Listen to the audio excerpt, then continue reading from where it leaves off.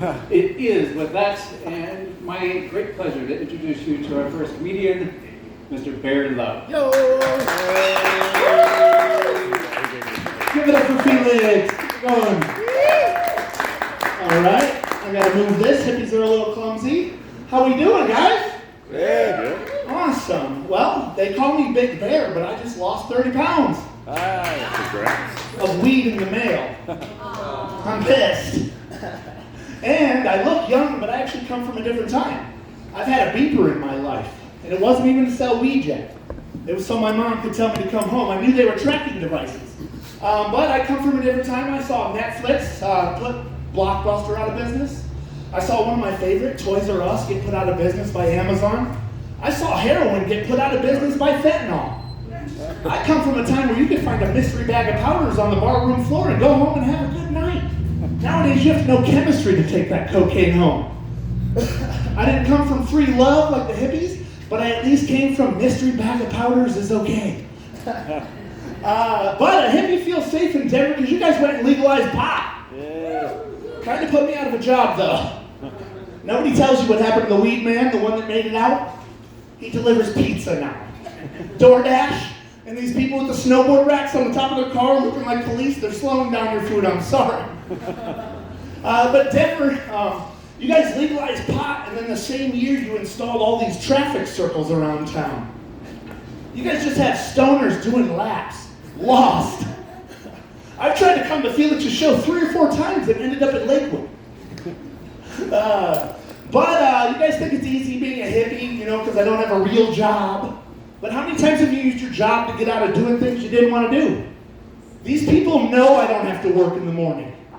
I had to move a fish tank on Tuesday. I'm going out to Limon this weekend to pick up a pit bull. I thought it would be nice if my friend got over his breakup with his girlfriend by getting off of my couch. But instead this weekend we're getting a dog. Sometimes it'd be easier to have a real job, be a real boy. Any parents in the crowd?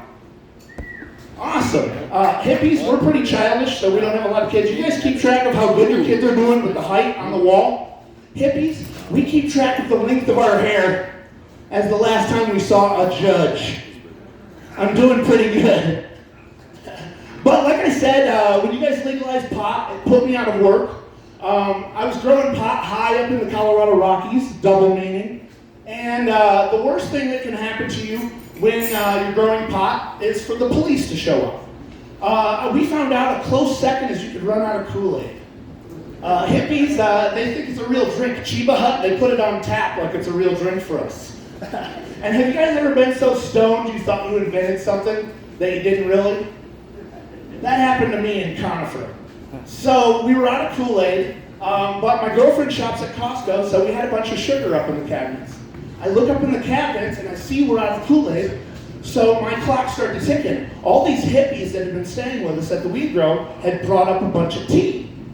And so I had a thought, I could make the sugar water and mix the flavoring with the tea. So for 3 days, nobody called me out. I'm making batches of sugar water tea, giving it to my girlfriend. You want another batch, honey? My friends didn't call me out. They probably thought there was pot in it, looking at me. But it was just celestial seasons, sleepy time. But your family will keep you in check. My cousin came out of Texas. He said, "This is really good, Bear, but I don't think you invented sweet tea." For 3 days, I thought I did. Okay, but now that you guys legalized pot, I'm not too worried about the government, looking in on our lives. But I feel like if the NSA is going to be watching us, they should be giving us some stats, like Spotify Wrapped. Like, am I actually the worst driver in Denver, or is that just what my ex-girlfriend says? They have this information. I feel like I'm in the top 1% of texting I'm on the way while still laying in bed. My numbers are high, but I've got a little bit of gray in my beard, and I'm still doing comedy, so you can say I'm going through a midlife. But my generation doesn't know how to do a midlife crisis. My dad, his generation did it great. He bought a Corvette that spins in circles. My generation doesn't have Corvette money. So a midlife crisis for my generation looks like 35-year-old should be trading recipes with the other moms at school, but instead Britney Spears is getting her head shaved this weekend. That's a midlife crisis for girls in my generation. I'm still trying to date. But I'm not picking on G.I. Jane. G.I. Joe, he's doing it too. I guess he should have joined the military 25 years ago, but he's been working at a factory with his dad. His knees are gone, but you'll find him this weekend at Bass Pro Shop, looking for night vision goggles to hunt a deer. If you need night vision goggles to hunt a deer, you're not the warrior we need, Tanner. But my buddy, his parents are hippies. You know, he's from Boulder County. And growing up is confusing enough. But how do you go through that rebellious phase when you've got hippie parents? Get a job, go to school, get a degree. It's kind of hard to run away from your dad's teepee. And he chases you down on horseback and says, "It's cool, bro. We can talk about it."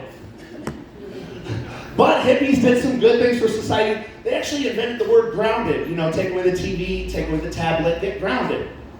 Before that, we just beat our kids. I think I'm still grounded. My parents are not hippies, so spooning in my family means, my buddy whose parents are hippies, this makes more sense. A spooning in his family means laying with your lover. My parents who are not hippies, a spooning in my family means getting hit with a wooden spoon when you try and taste the gravy too soon. But my buddy who's got hippie parents, they were following me to Burning Man. Have anybody heard of Burning Man? Yep. So I'm going by Bear Love, which is, believe it or not my birth name. And they're out there at Burning Man with their parents who are hippies, and their birth name is Blu-ray and Solmar. And they're going, "What's our Burning Man names? What's our Burning Man playa name?"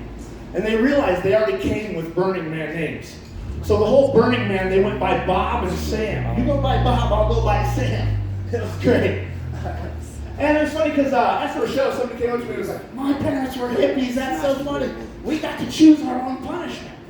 And I was like, "What does that even mean?" They were like, "Yeah, we got caught toilet papering. And we chose not to see our best friend for a whole week." I was like, "Let me see if I can relate to that. My parents aren't hippies. I got to choose the stick my grandma would whoop me with off of the tree." You know, don't go for the thin one, it cuts through the air. So, differences when you got hippie parents. Okay, we already warned you about content. I'm sure that was for me. Here it comes. I told you about Burning Man. Actually, let's talk about some time. Is there any veterans in the crowd tonight?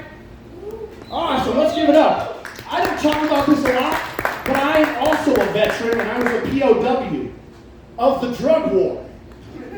Yeah, they got me at Red Rocks one time, man. It was horrible. It was catch and release, though. They let me out in 3 months. Thank you for your service, brother. Yeah, but when do we get our statue for winning the drug war, huh? Come on, you guys got war statues. We get one. Okay, all right. But actually, my buddy, I was out there with his family, and we were out there. We're pretty psychedelic. I'm a psychedelic person. Any psychedelic people in the crowd? Okay, well, I'll tell you how it is. There's some guidelines. They're more like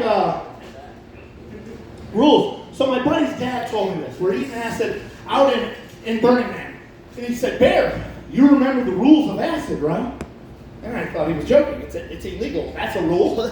You know? And so, no, he goes, "Water's wet, fire's hot, and you can't fly." And if you're at Burning Man, don't forget your goggles is something I didn't know. So I already forgot my goggles, so we're messing with witchcraft. Me and my buddy who forgot our goggles, we dosed and we split up. I ended up meeting the girl of my dreams. Woo. And the guy she brought from home for the rest of the story, we will call him Cockblocker. Yeah, so we're rolling from party to party. Burning Man is like Disneyland for people on LSD. You know, and so we're going camp to camp, we're doing face painting, we're eating peyote, we're doing all this crazy stuff. And Burning Man is a costume party. So I'm dressed up as Wolverine. You know, and my love, she's dressed up as a unicorn, it's adorable. And my cockblocker is dressed up as none other than Napoleon Dynamite. Vote for Pedro. And he's not having fun face painting, doing all this stuff, just you know, horrible. And just not getting the clue that there's 70,000 other people he could go on a date with. So we hear the old man's words about the dust storm, because the goggles thing was real. And a dust storm whipped up out there, and we ran into the closest tent, which was a big, huge teepee. And they were closing it up, and we tried to kind of ditch Napoleon as we ran in there, but he just gets in there as we're closing up the door. And it's a bunch of people in a tent about this big, and there's all these mats laid out, and people are massaging each other, and it's called Munchkin Land. This guy with a hat on goes, "Welcome to Munchkin Land." And it was a massage camp. And a massage camp at Burning Man is only not an orgy for 33 minutes. I was in there for 34. So, and with Pedro, with Napoleon. So, hippies have a lot of group sex, but it's not always because we want to. Sometimes it's because of a cock blocker. You know. So, here we are, the most competitive massage. You know, I sit down, I'm, massaging her shoulders. He comes and sits down and starts rubbing her feet. And I'm like, get a clue, bro, there's a bunch of other people in here. And she's loving it. Are you guys going to feed me grapes? So I'm like, motherfucker. So he's rubbing her inner thigh, so I go side to most competitive massage. And we didn't realize this, but all the other mats in the room are kind of watching us to see if we're going to take it there. And we took it there. I'm competitive. And so we got the whole, cast of Avengers in the corner getting it on. We got Scooby-Doo and the Loch Ness Monster going way too hard in the corner. An orgy at Burning Man is kind of crazy. And group sex stops as fast as it starts, and it's pretty embarrassing. So we're getting done, we're getting out of there, and I'm telling my love, I'll see you later. Let's meet up at here and here. And they said, okay, we're going to go back to camp and we'll meet you. And I ended up running into them. It took a couple days to run back into them. But I saw her, and guess what she did? She came up to me and she said, "Bear, guess what?" And I said, "We're going back to Munchkin Land?" And she goes, "No, look." And she held out her hand, and she goes, "He proposed to me." And I realized in a moment of clarity, I was the cock blocker. And that was his wife to me. So, my buddy, who also forgot his goggles at Burning Man, it's like, psychedelic roulette. You never know what you're going to get. He ended up on the edge of Burning Man, and Burning Man's like a C, and the camps are all A, B, C, D, E. He ended up in L. So he's on the edge of Burning Man, and he finds a camp. There's a lot of play camps, there's a lot of jump camps, there's a lot of meditation camps. He finds a camp that's written in Christmas lights, and it says Anal Blah Camp. He gets a little closer, and he realizes it's Anal Bead Camp. He thinks it's a joke. He's on LSD, which is not a super sexual drug, so he thinks it's a joke. He walks into the tent, not a joke. Somebody's on a table. And there's another table right next to her, and there's a whole bunch of KY jelly, a bunch of all shapes and sizes of anal beads, and some gloves. So he walks over there, thinking he's either going to run or this is going to happen. Or he thinks she's going to make a joke out of it. He gets closer, and now she has done a little move, and they're looking eye to eye, brown eye. So it's not up or shut up time. So he gets up there, and he picks up, he doesn't want to be rude and grab the biggest ones.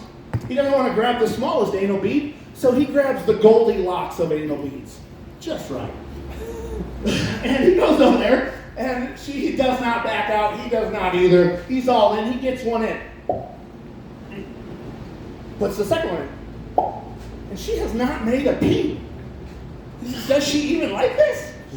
So he puts them in. Gets them all in. And he's like, I don't know. Maybe it's a speed thing. So he's going to start a lawnmower. And he forgot his goggles. And when the shit hit the fan, don't mess with the rules of psychedelics, people. Water's wet. Fire's hot, and you cannot fly. And if you're at Burning Man, don't forget your goggles. They will tell you why later. I won't leave you with that one. I've got some girly jokes to finish with. I looked in because I wanted to tell some jokes for girls, but I found out you guys are into some messed up stuff. Murder mysteries. Top thing you guys watch? All right. Well, here's my Jeffrey Dahmer jokes for the ladies. If Jeffrey Dahmer was alive today, how many times do you think he would get ripped off trying to buy a fleshlight online? He's just trying to decorate. It's a male sex toy, sorry. So, fleshlight. All right, it's Jeffrey Dahmer. If you are what you eat, maybe Jeffrey Dahmer was just trying to be a better person, Freddie. Okay, let's bring Felix back up. Let's get loud. Yay! Very loud. Thank you.